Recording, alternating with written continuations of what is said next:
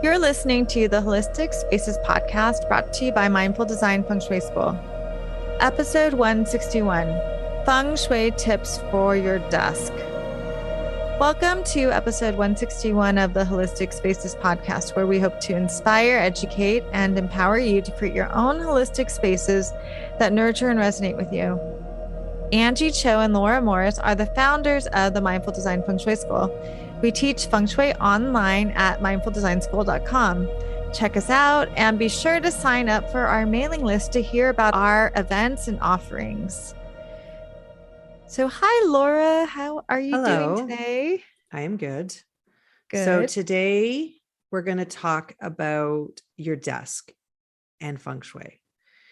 How to use Feng Shui to help set up your desk, but I would say your workspace, because maybe you don't have a dedicated desk, but keep in mind that desks are sort of the best option, but we'll go through that. So why is this important?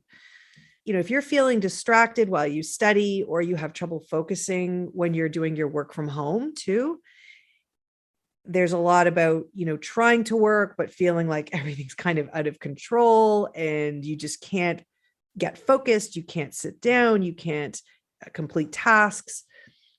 You might want to consider that your desk or work area, workspace, may need an energy adjustment.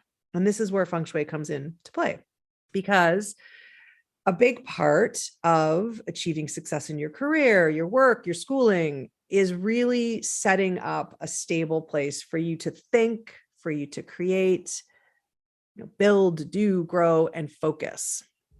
And you can set up your desk and sort of set it up with Feng Shui for success. And we're going to give you 4 points, 4 sort of areas to look at, 4 things to think about, to go through, that are pretty straightforward and simple that you can bring into your workspace. We will focus on the desk just because it makes the most sense, and it's how we look at it in Feng Shui. We look at these areas sort of more, especially for point number 1. If you are feeling like you don't have a sense of control, you can look at actually how the desk is positioned and how you're facing when you're sitting at your desk. Anjie, do you want to talk a bit about the command position, or do you want me to Actually, what? I think in the last couple episodes I talked about the commanding position. Maybe it'd be good to hear it from your perspective. Okay. So the command or commanding position, we apply it in 3 areas in Feng Shui. I think we just did the bed not too long ago, the desk, and we also talk about the stove. So today we're going to talk about the desk. So to be in command when you're at your desk means that when you are sitting and when you are working and you look up, you can see the main entrance into your workspace or your office. That your back is not to the room, that your back is not to the door. It could be the front door. It could be the door to your office. It could be the main opening into a room, because you're either facing a wall or you are put in a position where you're completely focused on your screen and you have no idea what's coming from behind you. So that is where you get that loss of sense of control, because command is all about reducing anxiety. But when you think about it connected to work, because that's what we're talking about. So we're talking about commanding position in the desk. Therefore, all of those issues that you might have from not being in command connect really deeply with your work life. So maybe you feel like you can't get ahead at work, or maybe you feel like you can't communicate with your coworkers the way you'd want to, or maybe you don't have the sense of vision or creativity that you needed to be able to bring a project forward. So all of these things, when you're in command, especially if you're facing a wall, they can make you feel closed off from all of that ability to move forward, but also it gives you a sense of unease. So putting yourself into command, if you can change the position of your desk and easily do it so that you can see the door or the opening, great, do that. If you cannot do that, you will have to use a mirror. Simple, small little rear view mirror somewhere on your desktop, your wall, so that it reflects what's coming at you behind. So that would be that. I think if you don't do anything else and you did one thing and that was it, you are ahead of the game. Yeah. And can I just add,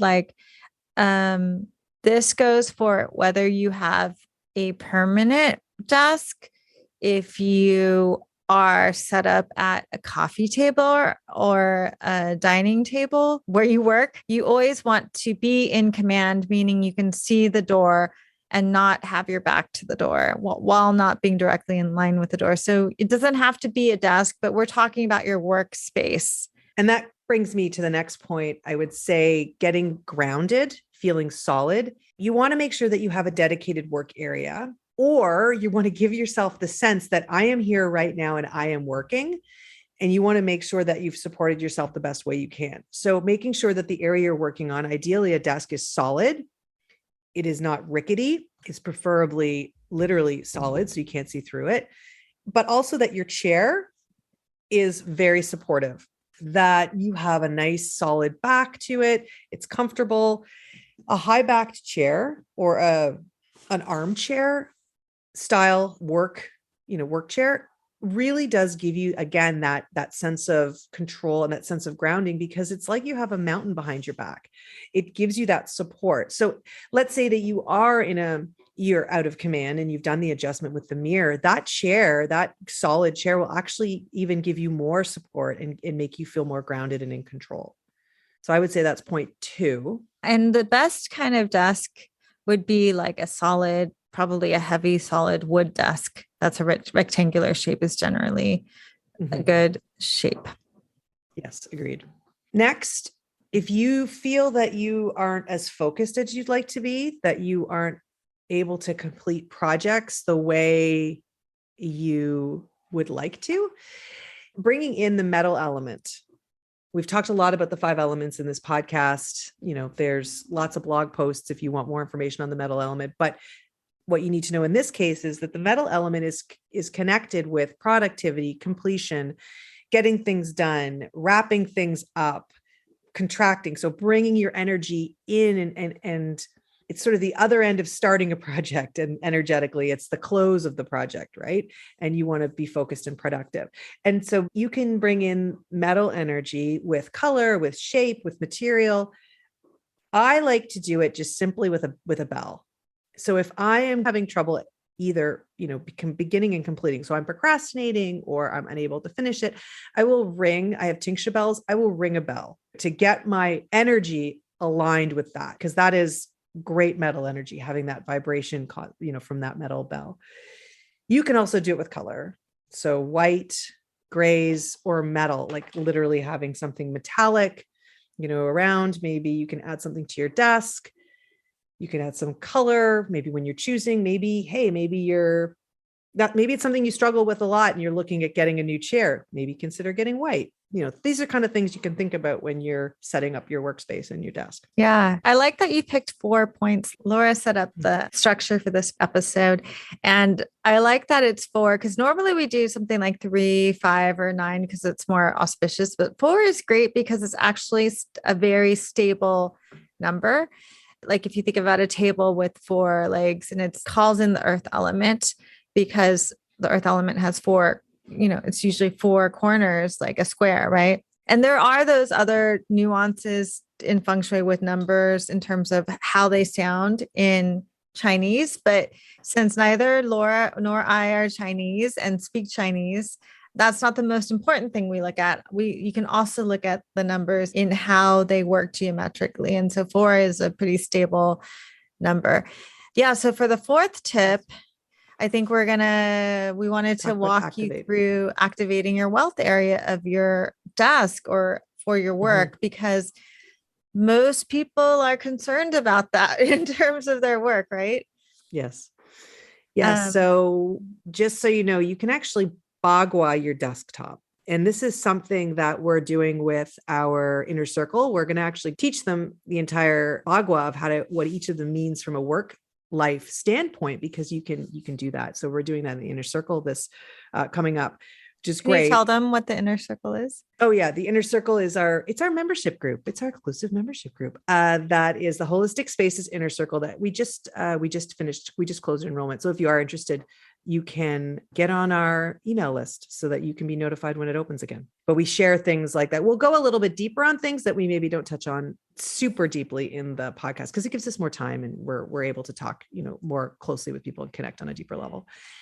But having said all that, I am going to teach you, I'm going to walk you through how you can activate the wealth area of your desk. Okay. So you don't need to learn how to bagua your whole desk. I'm just going to tell you exactly what to do. So if you're sitting at your desk, right where your, let's say your little laptop or keyboard's right in front of you, I want you to look to the left top corner of your desk or your work area. Okay.